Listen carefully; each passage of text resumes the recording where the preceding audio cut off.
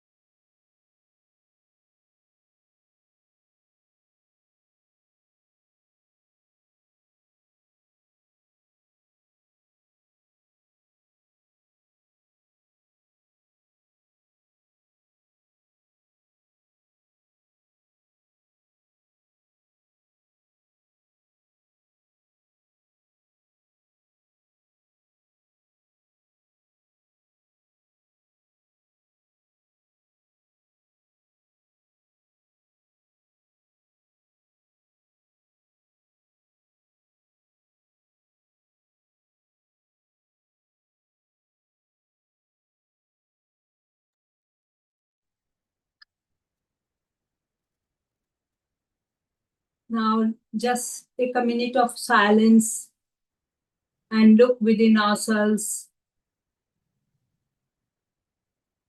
whether we are in the state of thoughtlessness,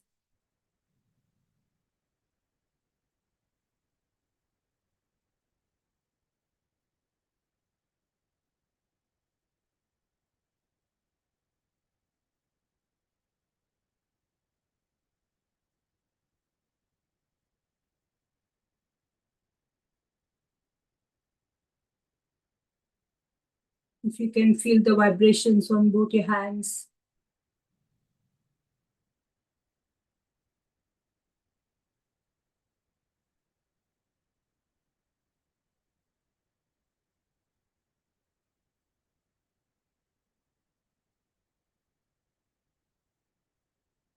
Now with this thoughtless attention, let's invite Sri Mataji in our hearts.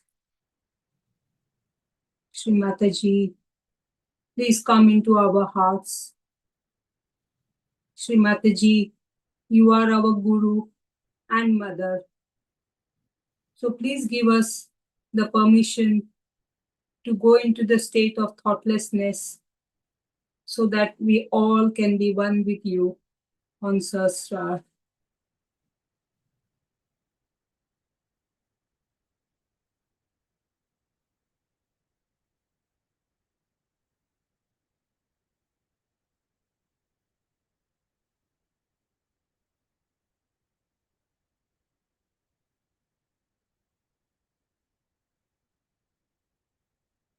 Now let's take the Maha Mantras.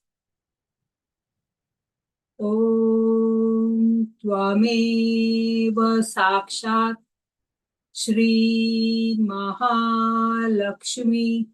Mahasaraswati Mahakali Triguణात्मिका Kundalini Sakshat Shri Adishakti Mataji Shri Nirmala Devi Namo Namaha. Om Tvameva Sakshat Shri Kalki Sakshat Shri Adishakti Mataji Shri Nirmala Devi Namo Namaha. Om Tvameva Sakshat Shri Kalki Sakshat Shri Sahasrar Swamini Moksha Pradaini Mataji Shri Nirmala Devi Namo Namaha.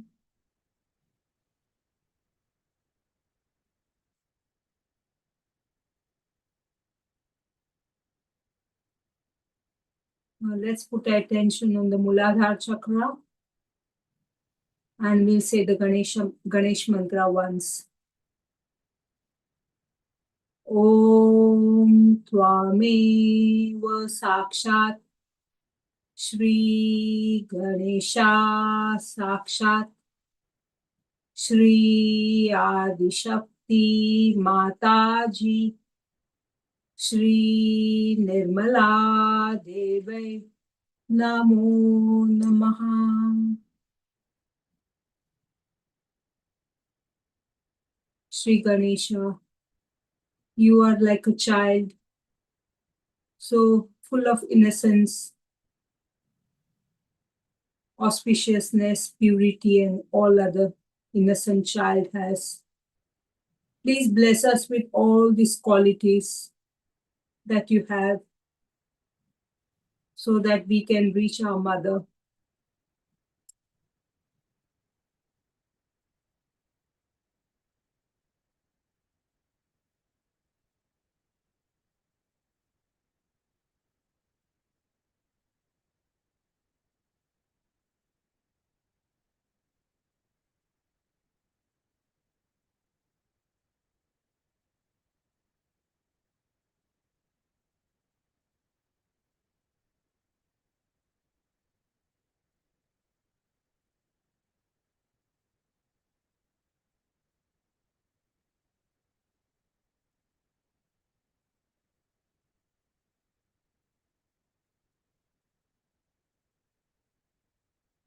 Now let's take the mantra of Gauri Kundalini Mata. Om Tvameva Sakshat Shri Gauri Kundalini Mata Sakshat Shri Adishakti Mataji Shri Nirmala Devi Namo Namaha. Shri Gauri Kundalini Mata, please take all of us higher and higher into the state of meditation, into the state of thoughtlessness, so that we all can be with Shri Mataji on Sahasrara.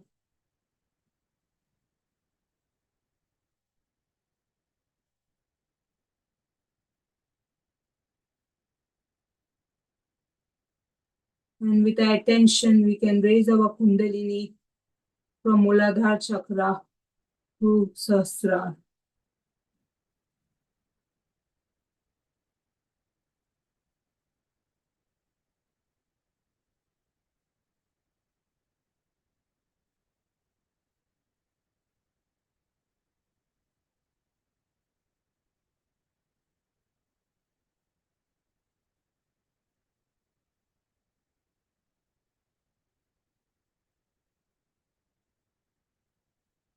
Now let's put our attention on the Nabhi chakra.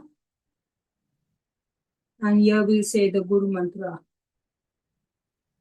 Guru Brahma, Guru Vishnu, Guru Devo Maheshwara, Guru Sakshat Parabrahma, Shri Mataji Nirmalama, Tasmai Shri Guruve Namaha.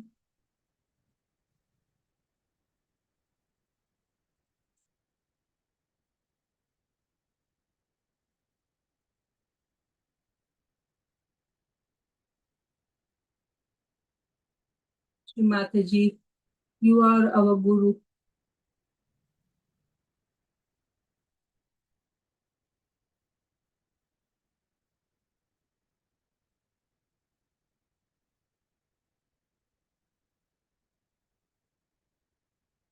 All the qualities of the Guru. Please bless us with all the qualities of the Guru so that we can imbibe them in us.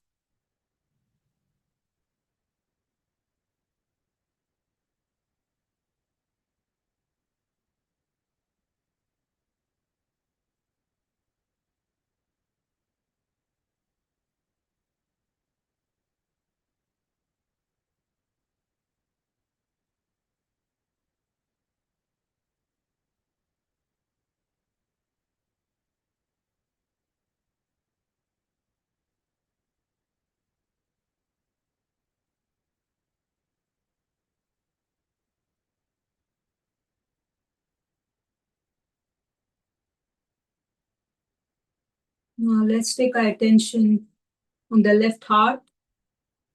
And here we'll say the mantra of Atma Paramatma.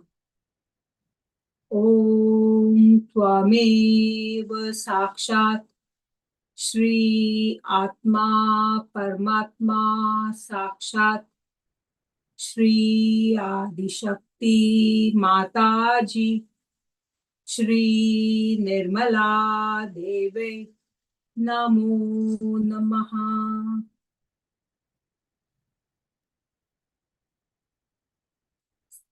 Shri Mataji, we are just the spirit. You are the doer and the enjoyer. We are nothing. We are just a pure spirit.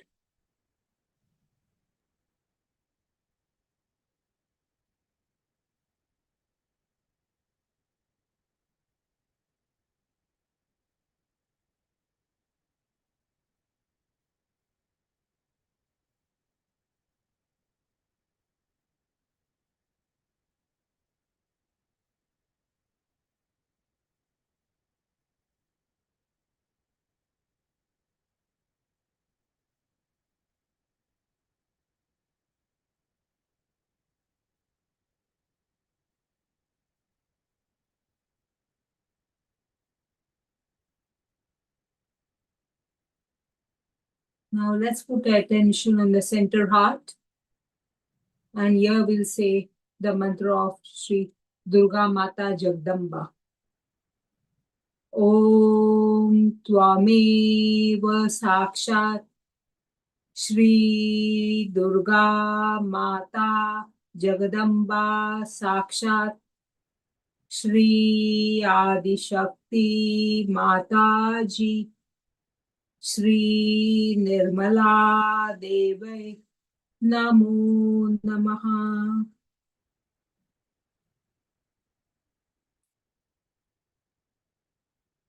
Shri Mataji, by your grace, we are fearless. We don't have any fear when you are there with us. You reside in our center heart with all your weapons. So we should not have any fear.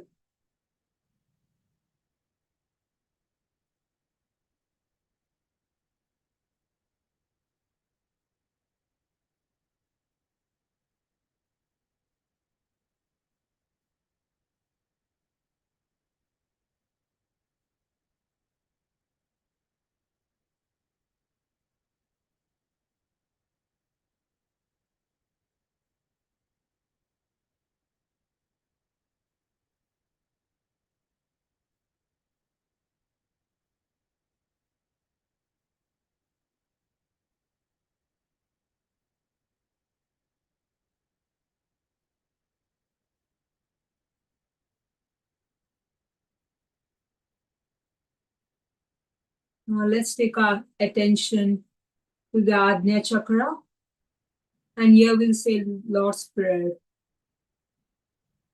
Our Father, who art in heaven, hallowed be thy name.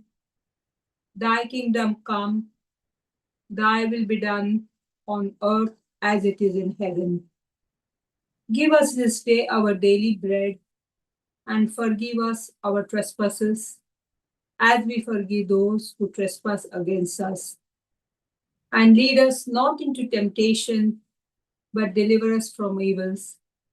For thine is the kingdom, and the power and the glory, forever and ever. Amen.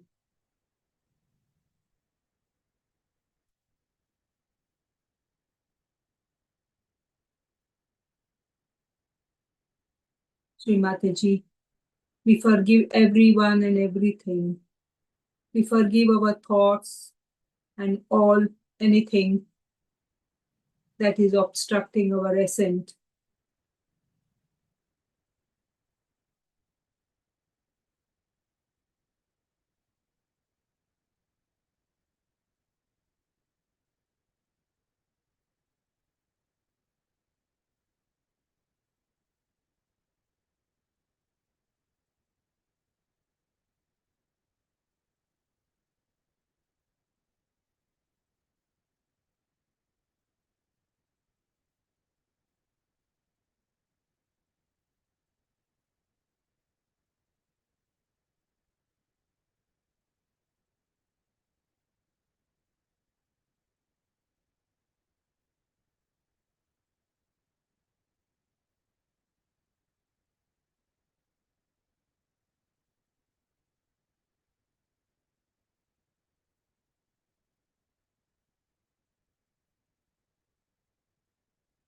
Now let's take our attention on Sahasrara. And here we'll say the mantra of Sri Nirmala Devi Namo Namaha. Om Tvameva Sakshat Shri Nirmala Devi Namo Namaha. Now let's sit in silence for a few minutes.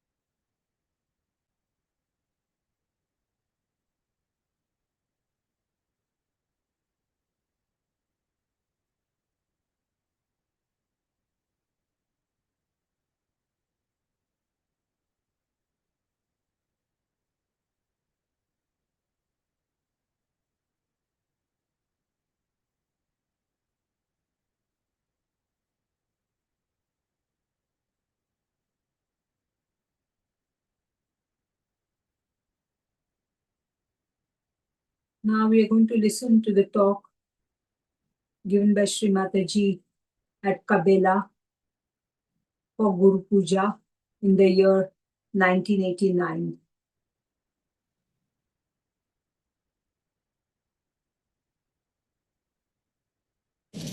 Let's be in the meditative state. Today we have had to spend little more time than normal to get to the stage where we could really worship the Guru.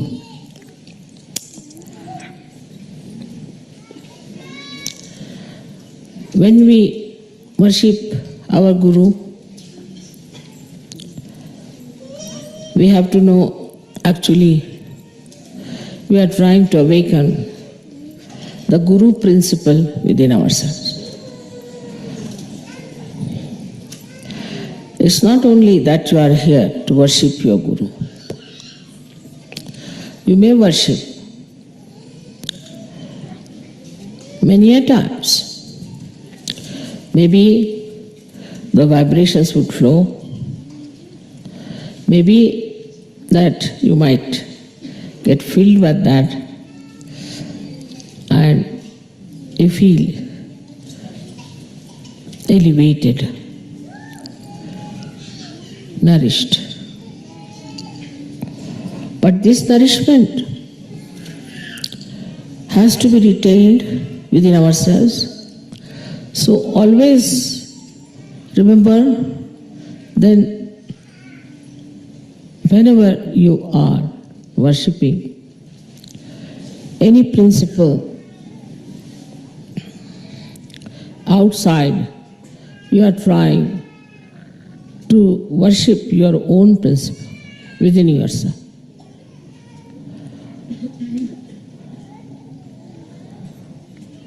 Within us, as you know, in all of us, there lies the principle of Guru. It's very interesting to notice the Guru principle being drawn beautifully round the Nabhi chakra.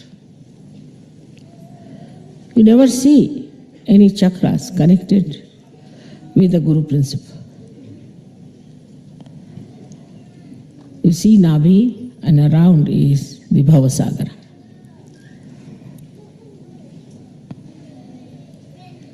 So this Bhavasagara, which is the ocean of illusion, cannot be the Guru.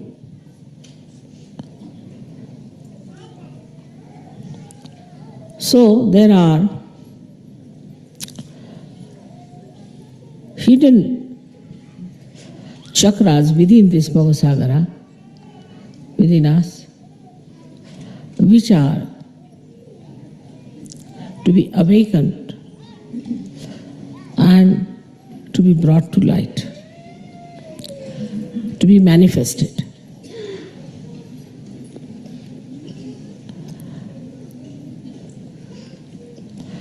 As you can see that the limits of this principle are done by the movement of the Swadhisthana chakra. Swadhisthana is the chakra which gives you first and foremost thing is the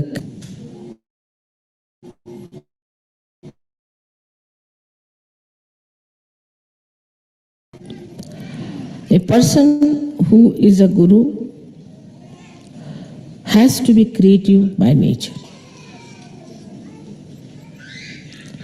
If you are not a creative person, you cannot become a guru. For example,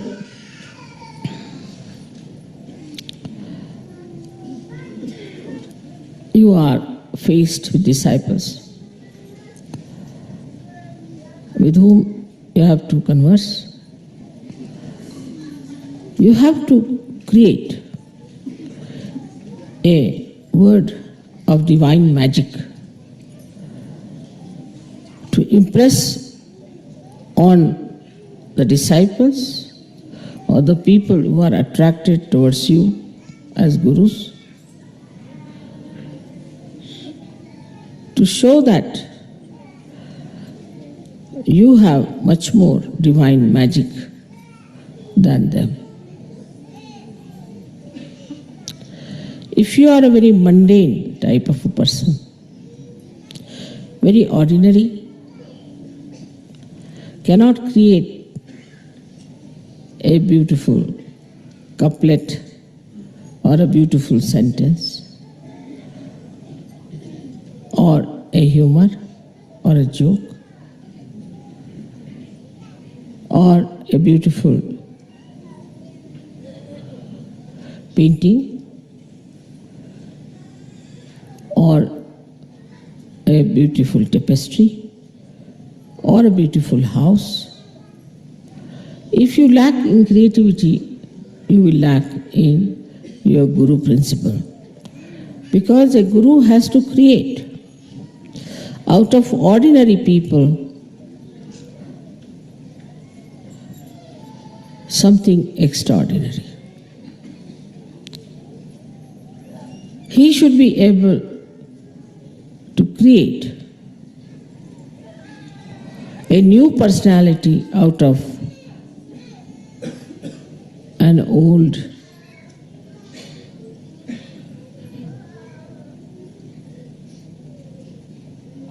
personality which is decaying. So the first principle you have to understand within yourself that you should be able to create a new personality in a person.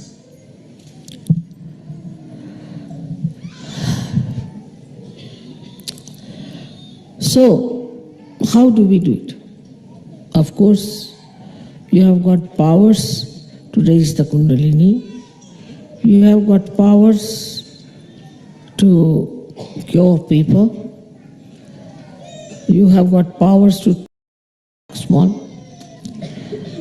Despite all that, if you cannot create a new personality out of the persons with whom you are dealing, then you are not a Guru. And the new personality has to be a special personality of very unique combination of compassion and dynamism.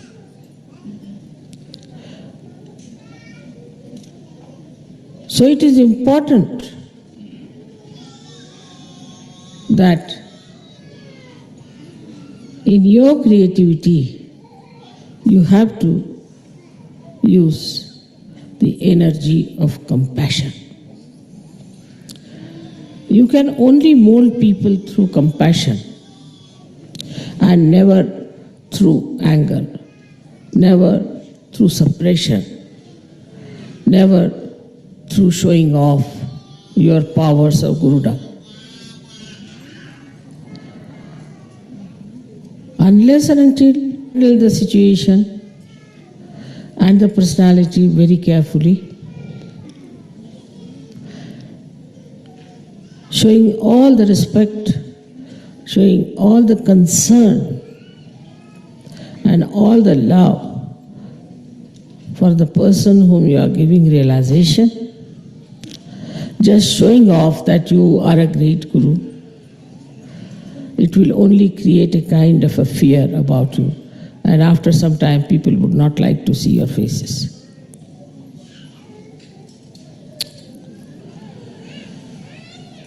So the most important thing about Guru principle is that you have to create. Many people get realization, all right? They get realization, then they stay in some ashrams maybe. They come to pujas, they listen to music, they may dance, they laugh, they're collective, but still their Guru principle is not awakened unless and until they have created many, many more Sahyogis.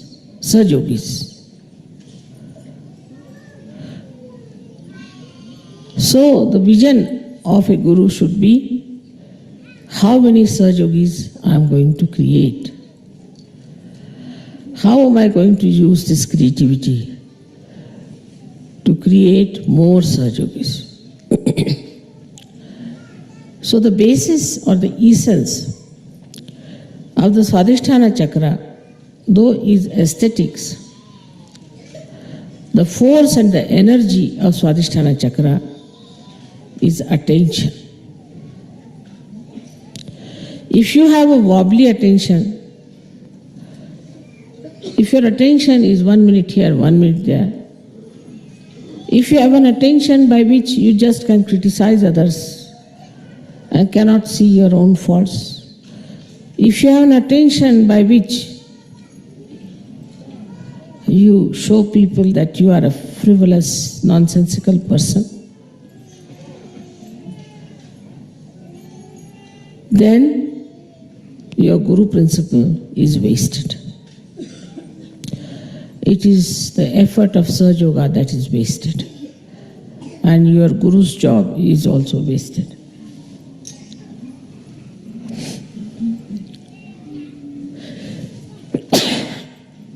Minimum of minimum. First, the attention has to be pure. But pure attention doesn't mean harshness.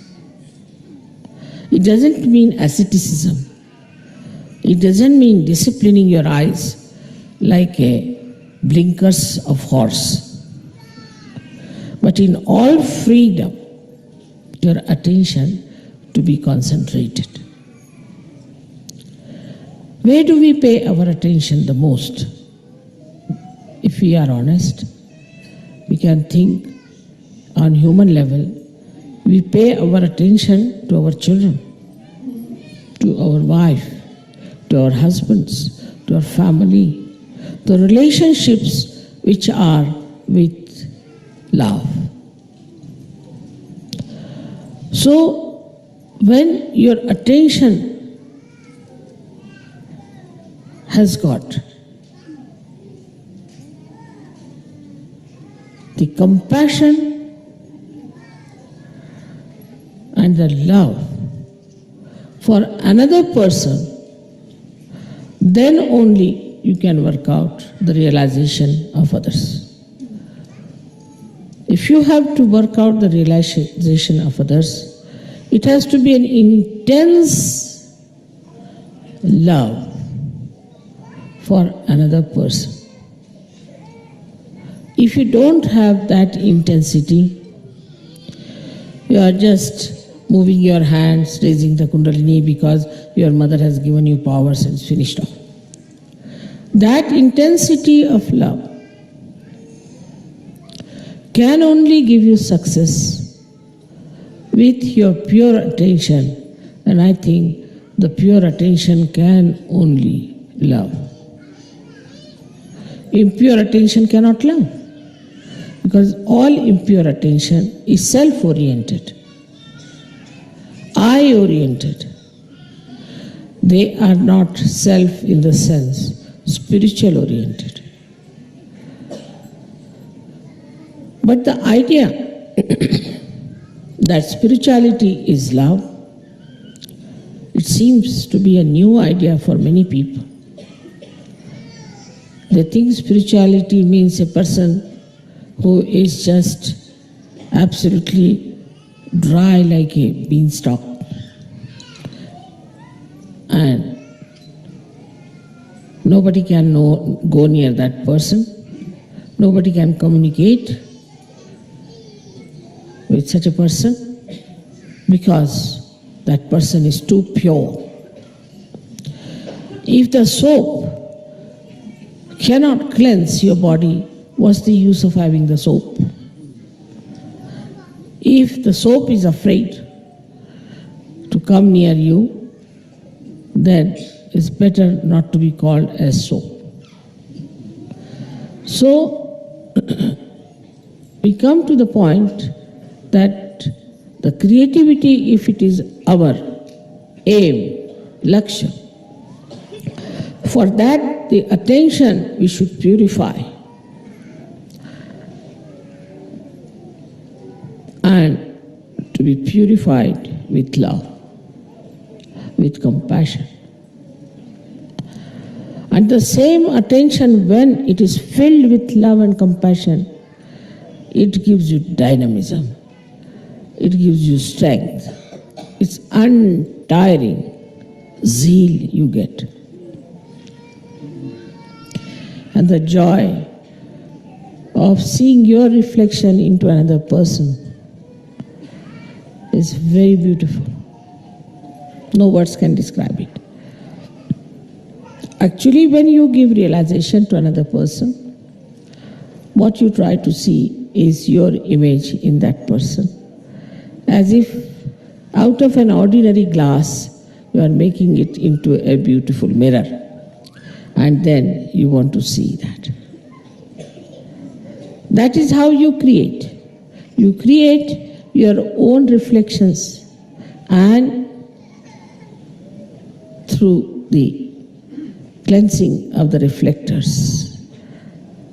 Once you understand that without creativity, this Guru Puja is useless for you. If you just live for yourself, for your family, for your husband, or just for an ashram, then you have not expanded at all.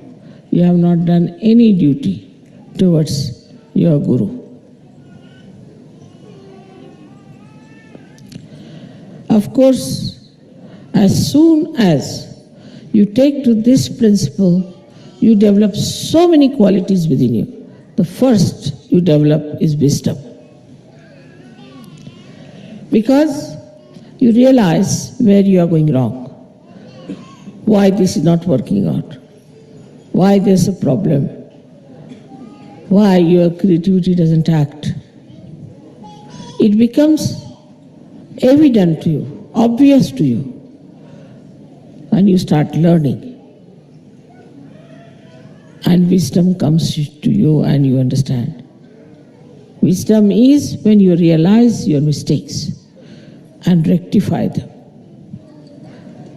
And with that, you develop the balance, the understanding, how to deal with another personality. I always tell the story of a car, that there's an accelerator and also there's a brake. You have to use first both of them without understanding what is it. Still you are not a guru. You are not even a driver. Then when you know, then you automatically drive, then you are a driver. But still the master is sitting behind. So now you have to become the master. And when you become the master, you can balance the vehicle and you can see the driver, accelerator, and also the brake. And you can manage it just in a very simple manner. So this Guru principle is limited and goes on increasing its limitations, like the horizon. As you start growing into more creativity, the more people you create. And the central point of this one is the Nabi, is the center, which like a big pivotal point on which the whole of this movement takes place. Nabi chakra, as you know, you get it from your mother to begin with. So a guru has to be the mother. He must have the qualities of the mother, not the modern mothers, but in the real sense of the word. That a guru has to love her children and has to have strength and courage to correct her children. And the earnest desire should be to put the children onto proper lines, to guide them and to help them to rise. So the first nourishment comes to us even when we are in the womb of the mother, through the mother. And so you are the mother, though you may be a man or a woman, but in quality, you are the mother. And whatever you think or whatever you do has an effect on the child. The way you behave, the way you talk, the way you live, everything has a bearing on the development of the child. In the same way, when supposing a Saj Yogi who is trying to give realization is a hypocritical person, if he is a wrong type of a person, if he does not respect his own guru, the children behave the same manner. And they take wrong things much faster. They see to wrong things first. So you have to be perfect in your behavior towards your own guru. You have to respect your own guru in a full way. Complete surrender to your own guru is important. Then they will see how you have treated your own guru, and that is how they will treat you. If you don't treat your guru with that respect, with that understanding, with that surrendering, then don't expect your children or the people whom you are guiding are going to respect you. So this guru principle within us has to be like a great sage or a great seer who is above the normal mundane people and sees the things in a proper perspective and delivers the proper understanding of all this perspective he sees to his disciples, doesn't give them distorted or wrong ideas. Now, one may say that, Mother, how is it that the love we can express and also tell them the truth? You have to look after the benevolence, hitam. You have to look after the benevolence of your disciple.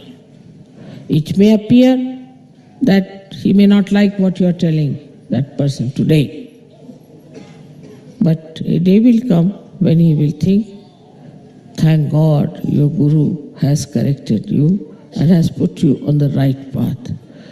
If the goal of the disciple is not to ascend, is just to be there for some sort of a purpose, then it's better not to have such disciples. Not to have anyone of this kind who are not there for their own ascent, but for other gains which are absolutely of no avail.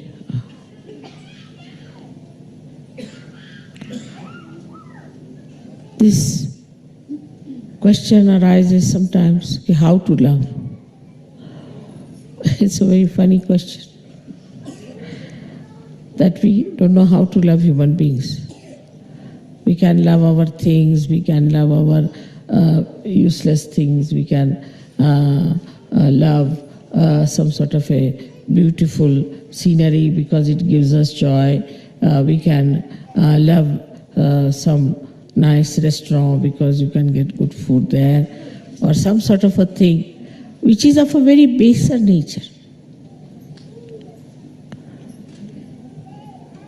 But love for love's sake is this, that when you really love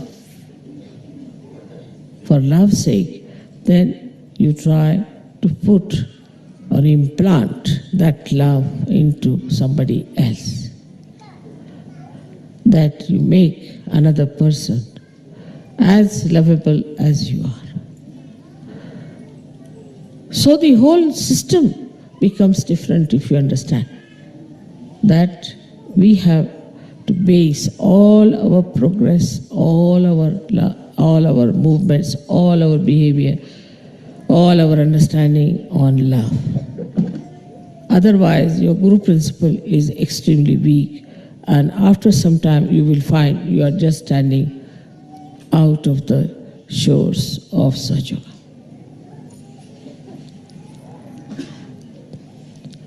Anybody who is attached or biased and has conditionings cannot become a guru.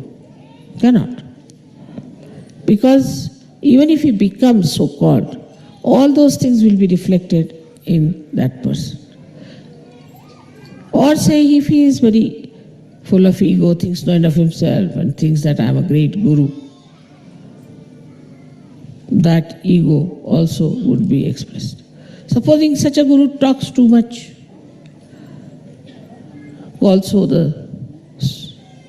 find the disciple the same style. If he is a quiet type, you find the disciple the same style.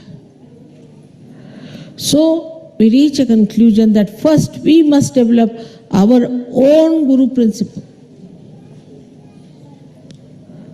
If we cannot develop that, it is no use doing any guru puja, because it is just temporary. It's not going to help you much unless and until you really decide that you are going to nourish and develop and establish your guru principle.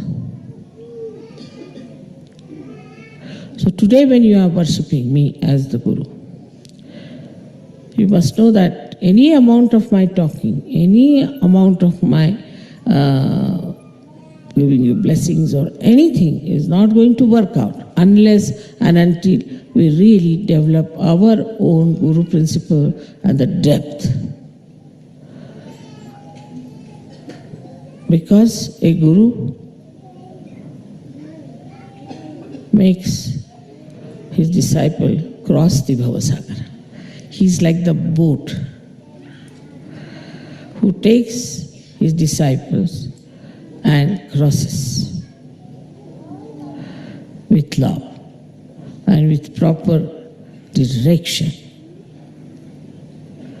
That has to be with all of you. As it is, you are all realized souls. And as I have told you, you are all angels. But if you do not establish your guru principle, you know of angels how they have fallen down and gone forever. So be careful. It's easy to be an angel, but difficult to maintain it. It is difficult to be the gods and goddesses, but easy to maintain it. So, all of you are here. I'm very happy to see that you have come to worship me as your guru. And I would expect that my children are after my own image, that my image should be such that my children should feel that oneness with my image, and I should be a proud mother of so many children who have come from so many countries. May God bless you.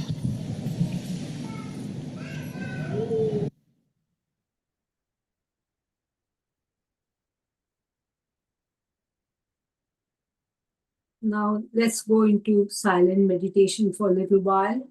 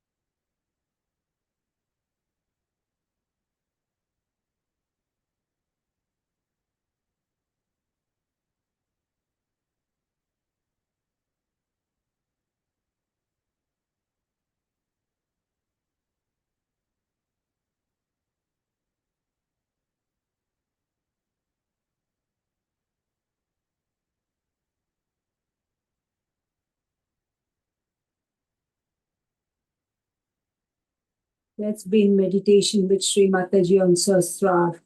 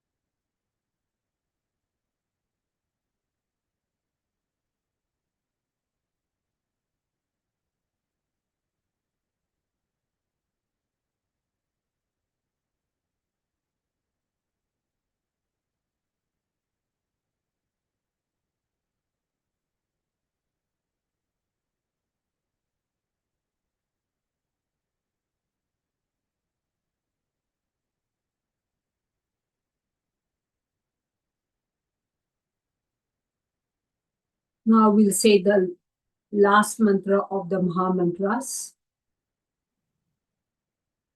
Om Twameva Sakshat Shri Kalki Sakshat Shri Sahasrara Swamini Moksha Pradayini Mataji Shri Nirmala Deve Namo Namaha.